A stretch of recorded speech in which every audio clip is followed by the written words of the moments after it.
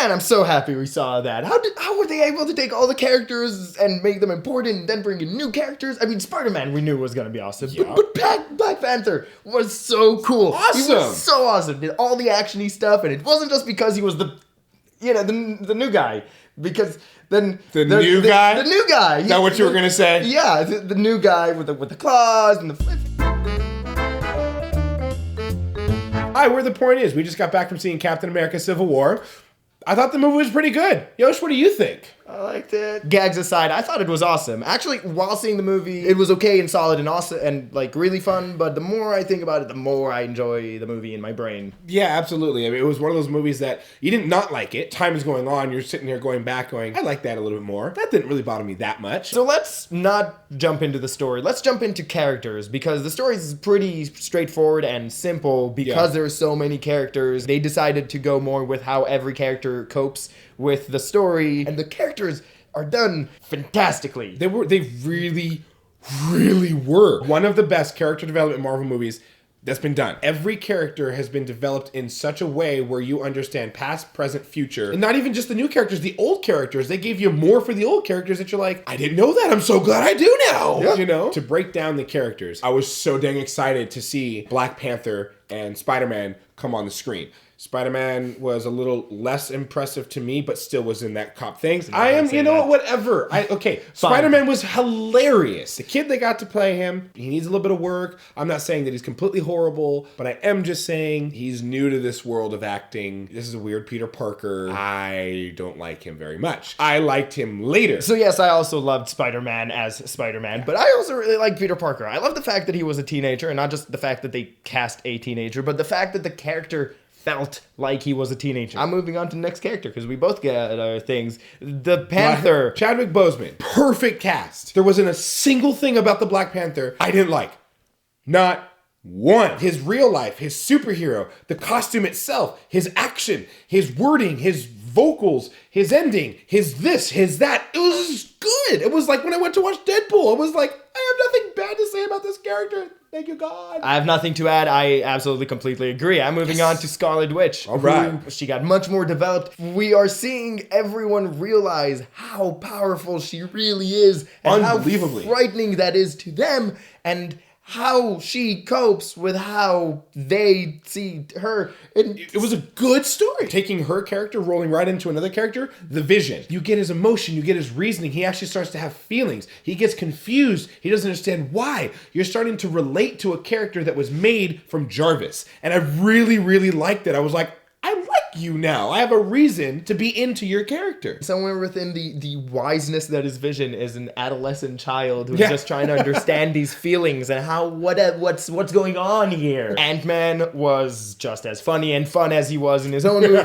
but also now interacting with everyone else. He doesn't have his development as such. I feel like we're just gonna need to wait for that in another movie. The next movie, yeah. Next we're gonna talk about is Falcon. Falcon has to be one of my personal pet peeves because in the past few movies, he hasn't been done right. I really like the character of Falcon in the comic books. I get Marvel's not trying to do magic, and that's kind of pretty magical how Falcon really does his things, and especially with the fact that he has a bird, an actual falcon in the comic books. They never did that. They finally bring that stuff into this movie, and it makes me feel a lot better. His costume looks awesome. His wings are finally awesome. He finally has a falcon that he pops out of his backpack that goes and does a whole bunch of reconnaissance. It's super cool. And the coolest thing I thought about the Falcon was that they gave him emotion, finally. Because before, he didn't have very much emotion. He was just kind of showing up there. He was happy to fight again. The end. In this one, he's having turmoil. Thank you, Marvel, for finally doing something with Falcon. I've been waiting for it.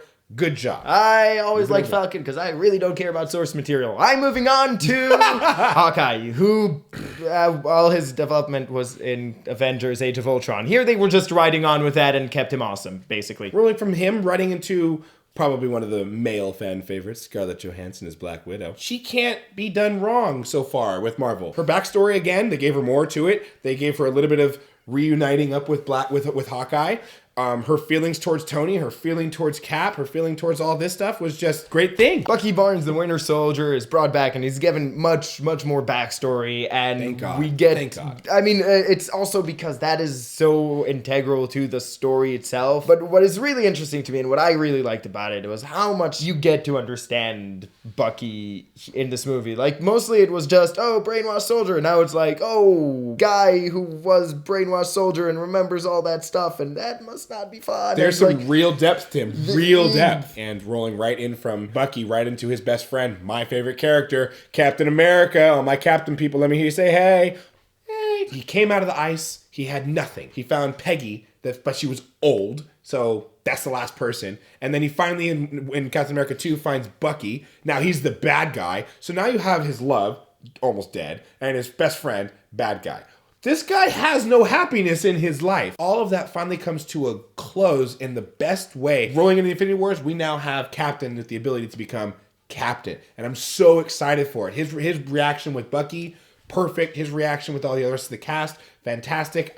There is nothing wrong with Captain, in my opinion. Moving on to Tony Stark and Iron Man, he really gets what I think is the most development he's gotten so far. Absolutely. Where we really get to see Tony Stark mature a little more. He's still an egotistical type of person, because that's the type of person he is. Really is. There's no other way to look at him. But he's starting to see consequences for actions, and he's seeing that he needs people to keep the powerful in check. And damn if I don't think that he has good points and good reasonings, which really makes it so that when the conflict hits between the two camps, you might be rooting for one over the other, but you understand why they're there for, and you're invested in that conflict and in the action. Let's move right on to the best part of the movie. Let's talk about the action scenes, which are so good. The Russo brothers cannot do wrong with me with their action scenes at this point. It seems like they're taking all the right notes from everything that's best about the Bourne series and putting that together with Marvel's way of doing action, which is the innovative fun type, and kind of meshing them together to just make really aggressive and heavy action scenes that are at the same time really, really fun and snappy, and stuff is happening that you're just enjoying.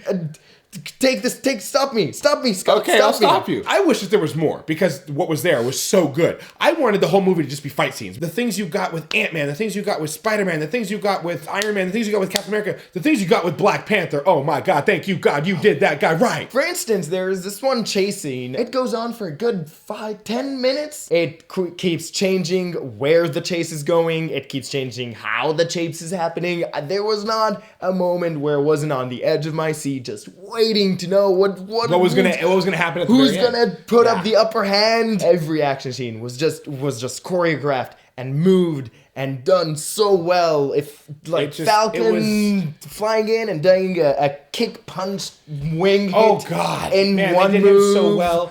Panther doing his kicks, jumps up, grab on the wall, slide down, slash in the face. 5 flips and one thing. I mean, there's nothing negative There's to really say. nothing negative to say about it. I mean, bar none. I mean, and let's just, let's wrap it up. In general, should you go see this movie? Duh.